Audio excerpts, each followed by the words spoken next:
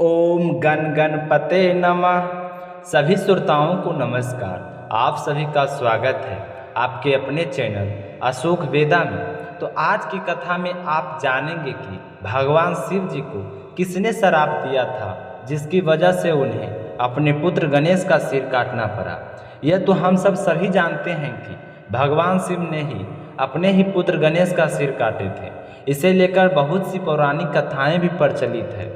कहा जाता है कि जब उनके पुत्र गणेश ने उन्हें माता पार्वती जी से मिलने के लिए मना किए थे, तो क्रोध में आकर महादेव ने अपने पुत्र गणेश का सर काट दिए थे। लेकिन इसके पीछे एक बहुत बड़ा कारण था। वह कारण यह था कि उन्हें श्राप मिला था, जिसकी वजह से उन्होंने अपने ही पुत्र को पीड़ा पहुंचाना पड़ा।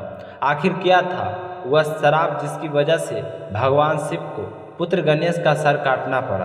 तो आज यही सब कुछ इस कहानी के माध्यम से आप जानेंगे। तो आप सभी चैनल को सब्सक्राइब करके इस वीडियो को ज़्यादा से ज़्यादा दूसरे शिव भक्तों में शेयर कीजिए। भगवान भोले शंकर आपकी सारी मनोकामनाएं पूर्ण करें।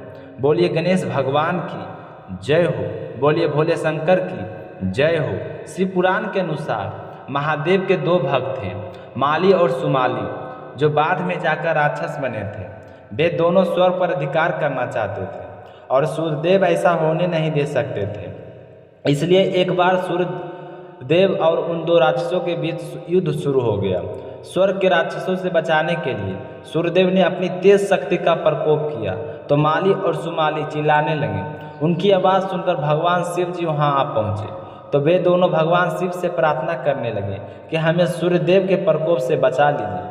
तो भगवान भोले शंकर अपने भक्तों को दुख दर्द में नहीं देख सकते, इसलिए उन्हें बचाने के लिए सूर्यदेव पर त्रिशूल से प्रहार कर दिए। तो इस प्रकार से सूर्यदेव अचेत हो गए, जिसकी वजह से चारों ओर अंधेरा छा गया। तो यह देखकर उसके पिता महर्षि कश्यप ने क्रोध में आकर भगवान शिव को श्राप दे दिए कि जिस प्रकार तूने मेरे प्रिय पुत्र को अचेत किया है, ठीक उसी प्रकार तुम भी अपने पुत्र को स्वयं ही मारोगे। तो बाद में महर्षि कश्यप के इसी श्राप के कारण ऐसा सहयोग बना, जिसके चलते शंकर को अपने गणेश का सिर काटना पड़ा। एक बार जब माता पार्वती जी स्नान करने के लिए जा रही थी, तो उन्होंने अपनी उबटन से एक बालक का निर्माण करके उसमें जान डालकर और उसे कहा कि बेटा, मैं स्नान करने जा रही हूँ, कोई आए तो उसे अंदर आने मत देना। तो अपनी माता की आज्ञा के अनुसार द्वार पर खड़ा हो गया और पहरा देने लगे। इसी दौरान भगवान शिव जी माता पार्वती जी से मिलने के लिए वहाँ आ पहुँचे, लेकिन गणेश जी ने उन्हें अंदर प्रवेश करने के लिए मना कर दिए। तो यह देखकर शिव जी को गुस्सा आ गया कि यह कौन हो सकता है जो मुझे पार्वती जी से मिलने नहीं दे रहा है। तो शिव जी ने गणेश जी से कितनी बार रास्ते से हटने की आग्रह की, लेकिन गणेश जी माने नहीं। इससे भगवान शंकर बहुत ही क्रोधित हो गए और अंत में गुस्से में आकर उन्होंने अपने त्रिशूल से गणेश जी का मस्तक शरीर से अलग कर दिए।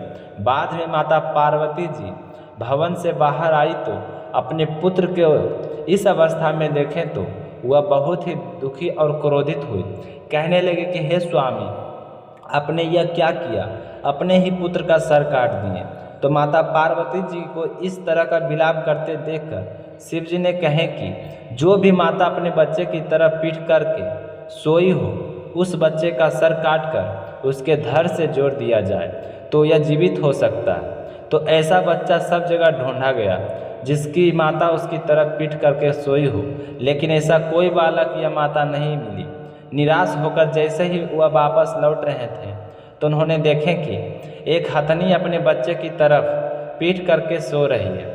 तो उस हथनी के बच्चे का सर काटकर गणेश जी की धड़ से जोड़ दिया गया। गणेश जी पुनः जीवित हो गए। गणेश जी जीवित तो हो गए, लेकिन हाथी का सर लगा देखकर माता पार्वती जी बहुत ही निराश और होकर कहने लगे कि हे स्वामी, मेरे बालक को देखकर सारे के सारे हंसी करेंगे, मैं अपने बच्चे का मजाक कैसे सहन कर पाऊंगी।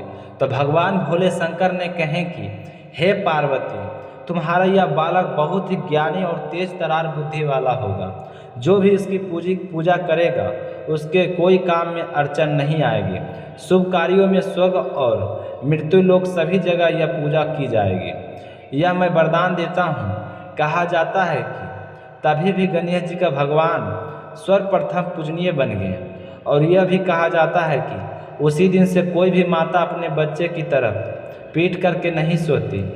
यह तो हमें अपने बड़े बुजुर्गों से हमेशा सुनने के लिए मिलता है कि अपनी संतान की तरफ पीट करके कभी नहीं सोना चाहिए।